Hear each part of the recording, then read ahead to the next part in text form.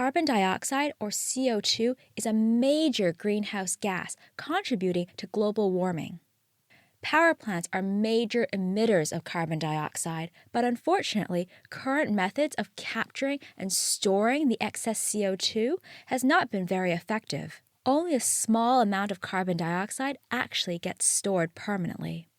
But researchers at Columbia University have demonstrated that their unique carbon capture and storage process can actually convert carbon dioxide into environmentally friendly limestone in less than 2 years. I'm Fanny Yoon, and I interviewed Dr. Jörg Matter to hear more about his pilot study. We work together with a geothermal power plant in Iceland. It's a 300 megawatt power plant. It's renewable energy. That's what geothermal is. But, the power plant produces 40,000 tons of CO2 per year.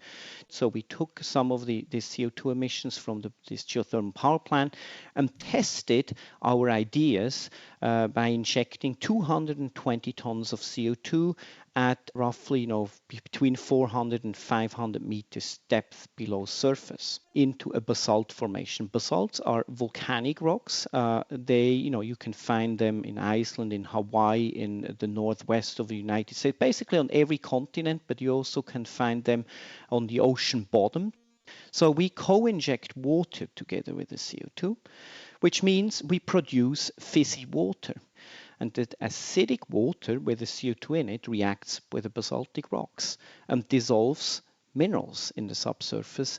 And dissolving these minerals provides basically calcium and magnesium that's required to convert the CO2 into carbonate minerals. So what we do, we convert CO2 back to stone for permanent storage of CO2 emissions.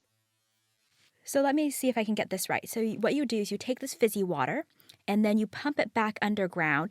So do you worry about competing with the groundwater or contaminating the drinking water? We go deep enough that this is not groundwater for domestic water supply. So this is not drinking water. What's happening in the subsurface is our injected water mixes with the ambient groundwater in the system. And, in terms of contamination of that groundwater, yes, we dissolve minerals out of the basaltic rock. And, that's something we were worried about, but we checked basically the groundwater quality in our reservoir. We then see that all these metals were precipitated out again together, with our carbon into, carbonate minerals. We do not basically contaminate that groundwater. And how long does it take for this conversion process to occur?